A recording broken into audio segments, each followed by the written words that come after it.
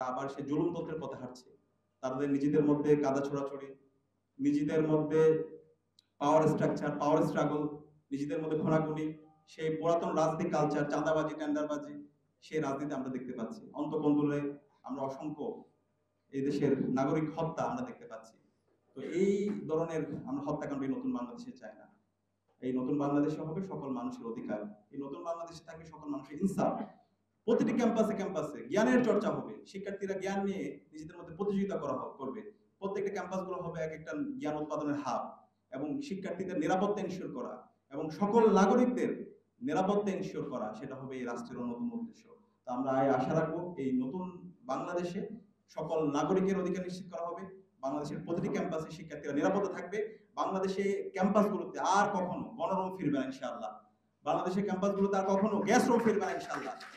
বাংলাদেশের এই ক্যাম্পাসগুলোতে আর কখনো ভাই পলিটিক্স চলবে না, টর্চার চাল চলবে না। এই বাংলাদেশের প্রতিটি ক্যাম্পাস শিক্ষার্থীদের জন্য নিরাপদ হিসেবে আমরা গড়ে তুলবো, এটা আমাদের অঙ্গীকার। এবং সেই যাত্রায় বাংলাদেশের সকল শিক্ষার্থীরা এবং সকল জনগণ আমাদের সাথে আছে। এক্ষেত্রে আমাদের চেকস এন্ড ব্যালেন্সের জন্য আমাদের প্রো পিপল সিভিল সোসাইটি দরকার।